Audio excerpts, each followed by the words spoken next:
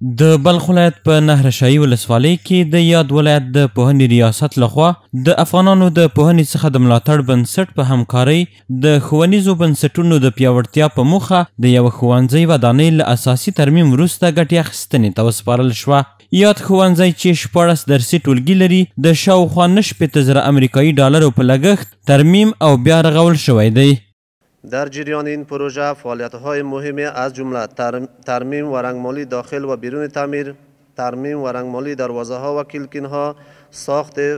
پارتیشن در مبرزها یعنی تشنه‌ها به شکل عصری، ساخت چای سپتیک و سیستم فاضلای آب، رنگمالی مبرزها، ریخت چیپس کاری برای تعمیر 16 سمپی داخل سمپ‌ها، پلاسترکاری و رنگمالی بیرون دیوار احاطه، تهیه و نصب سویچ، ساکت، پکه و غیره، ملحقات برقی و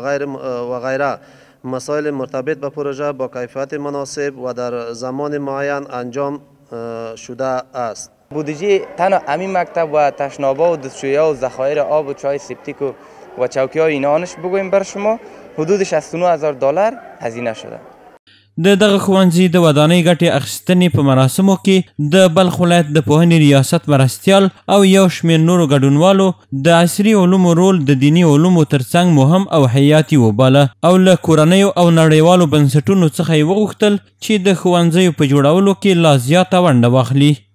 موږ ټول د خپل معرف څخه حمایت کوو او بیا هم په ټولو مسایلو باندې غږ کوو چې هغه زموږ ترڅنګ ودرېږي، زموږ معرف ته کار وکړي، موږ ته تعمیرونه جوړ کړي، موږ ته زمینه برابره کړي او تر څو زموږ بچیان موږ لدونه په ارامه فضا کې او په خلاصه فضا کې په ښه روحیه باندې هغه درسونه ووایي تر څو زموږ آینده روښانه سي.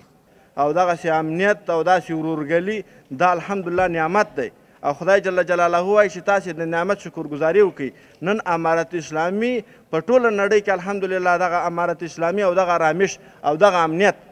او دغه د الحمدلله د اسلام لیوا د اسلام بیرغ الله تعالی موږ افغانانو ته راکړی، موږ باید الله جل جلاله شکرګزاري وکړو. همداراز د بلخ ولایت د نهرشاهي ولسوالۍ د پوهنې آمر د دې مؤسسې له کړنو څخه ستاینه وکړه او ډاډ یې ورکړ چې د اسلامي امارت د پالیسۍ له مخې د ټولو مؤسسو د فعالیتونو ملاتړ ته ژمن او چمتو دی. امارت معارف نهرشاهي تحت چتر مقام محترم ریاست معارف و مقام محترم ولسوالی نهرشاهی و سایر ارگانهای مربوط با در نظر داشت پالیسی های امارت اسلامی افغانستان و عدم سپاریم که تا زمینه و تسهیل برای هر گونه فعالیت های موسسات همکار با معارف را فراهم ساخته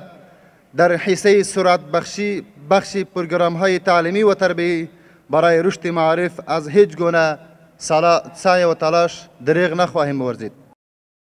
د افغانانو د پوهنې څخه د ملاتړ بنسټ د بي ام زید او افغان شولن لخوا مالی ملاتړ ترلاسه کوي چې دا مهال په بلخ ولایت کې د 10 ښوونځیو د جوړولو او بیا رغولو چارې پر مخ وړي چې د دغې ښوونځي ترمیم هم د همدې پروژو له ډلې څخه ګڼل کیږي.